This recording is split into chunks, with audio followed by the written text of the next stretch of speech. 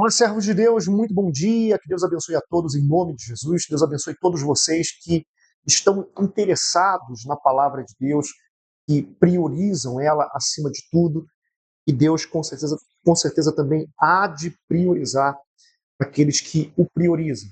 Então vamos falar com Deus, colocar a cabeça na palavra e pedir a Ele a direção para que Ele possa nos ajudar a entender e estudar a palavra dele. Feche os seus olhos.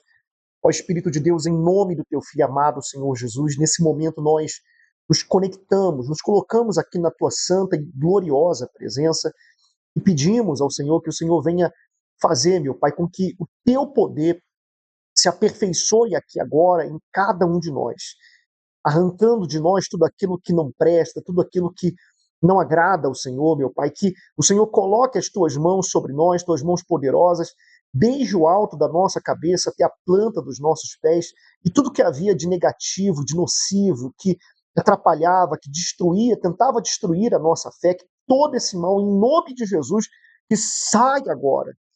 Respira bem fundo. E que teu poder haja em nós, nós nos conectamos com o Senhor, com a tua palavra, te pedimos que teu Espírito venha nos direcionar e nos guiar, nos lavar com a tua palavra, com o teu Santo Espírito, nos guiando em cada detalhe, e que possamos ser um com o Senhor, um com a palavra, um com o Pai, com o Filho, com o Espírito Santo, graças a Deus. Amém. Vamos seguir aqui, Gálatas, no capítulo 3 de Gálatas. Vamos entrar aqui agora. É um capítulo que fala sobre a lei e a fé. Um capítulo que fala sobre a lei e fala sobre a fé. Então, deixa eu compartilhar com vocês aqui a tela. Vou colocar aqui na tela a palavra do nosso Deus. Então, Paulo diz assim: em Gálatas sem juízo, quem foi que enfeitiçou vocês? Na minha pregação a vocês, eu fiz uma descrição perfeita da morte de Jesus Cristo na cruz. Por assim dizer, vocês viram Jesus na cruz. Respondam somente isso. Vocês receberam o Espírito de Deus por terem feito o que a lei manda ou por terem ouvido a mensagem do Evangelho e terem crido nela? Ele pede para o povo entender que a prioridade tem que ser viver pela fé e não pela lei. Como é que vocês podem ter tão pouco juízo? Vocês começaram sua vida cristã pelo poder do Espírito de Deus e agora querem ir até o fim pelas suas próprias forças? Então, é um ensinamento de nós sempre colocarmos força naquilo que vem do Espírito Santo e não da nossa própria capacidade, força do nosso braço. Versículo 4. Será que as coisas pelas quais vocês passaram não serviram para nada? Não é possível. Será que quando Deus dá o seu Espírito e faz milagres entre vocês, é porque vocês fazem o que a lei manda? Não será que é porque vocês ouvem a mensagem e creem nela? Lembrem do que as Escrituras Sagradas dizem a respeito de Abraão. Ele creu em Deus e por isso Deus o aceitou. Portanto, vocês devem saber que os verdadeiros descendentes de Abraão são os que têm fé. Então, nós não somos descendentes de Abraão pelas obras, pelo que nós merecemos, mas pela fé. Antes que isso acontecesse, as Escrituras viram que Deus ia aceitar os não-judeus por meio da fé. Por isso, antes de chegar o tempo, elas anunciaram a boa notícia a Abraão, dizendo: por meio de você, Deus abençoará todos os povos. O evangelho foi anunciado primeiro a Abraão. Abraão creu e foi abençoado. Portanto, todos os que creem são abençoados como ele foi. versículo 10. Os que confiam na sua obediência à lei estão debaixo da maldição de Deus, pois as Escrituras Sagradas dizem, quem não obedece sempre a tudo o que está escrito no livro da lei está debaixo de maldição de Deus, porque ninguém é perfeito, ninguém consegue obedecer em tudo, o tempo todo.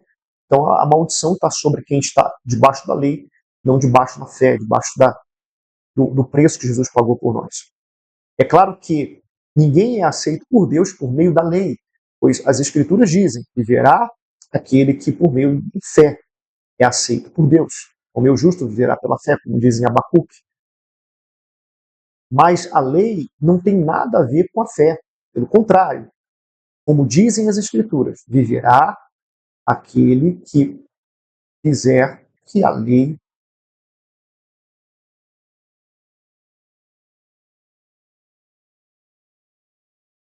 direito de viver, nem de ser salvo.